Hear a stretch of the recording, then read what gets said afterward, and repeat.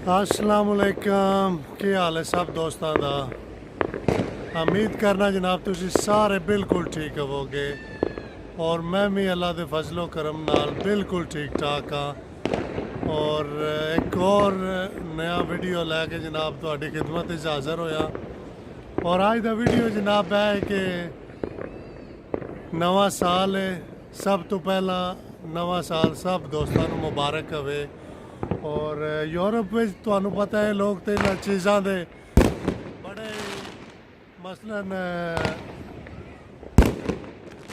बड़ा वेट कर रहे होंगे ने कि कदों आवे दा नवा साल ते असी मनाइए। खासकर क्रिसमस नवा साल इन्हां वास्ते बहुत वड्डी शै हुंदी है। वो जनाब अज तुहाडे नाल थोड़ा जिहा शेयर करने आ। ये लोग बड़ा हल्ला गुल्ला बड़ी रौनक इन्हां दी जिस साड़ी ईद होंदी है इस तरह इन्हां यूरोपां ये लोग मनाते हैं।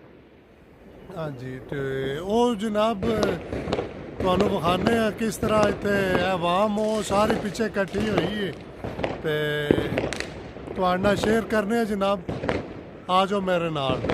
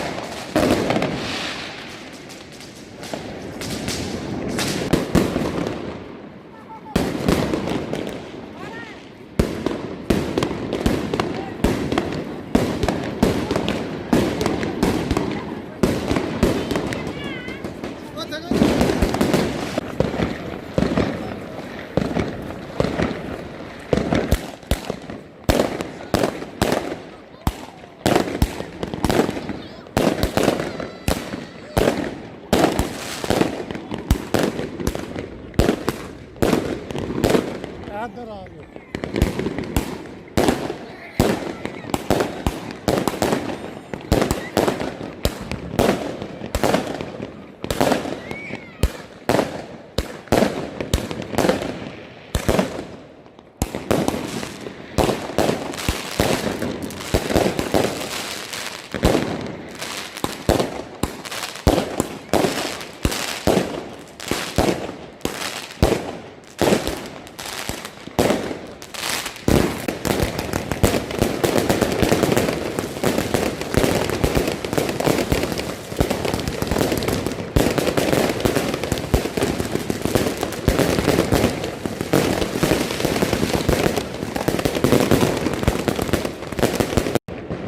जी बड़ी आतिशबाजी काफ़ी सारी और तुसी वेख्या वीडियो दे विच।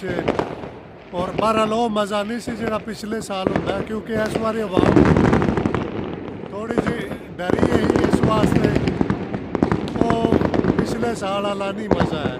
बहरहाल उम्मीद करने जनाब यह साल जिहड़ा है तुहाडे वास्ते बहुत ही खुशियां लैके आवेगा इंशाअल्लाह। सब चाहने वालों मेरी तरफों बहुत बहुत सलाम।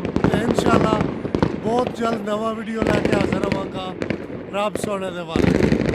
अल्लाह हाफिज़।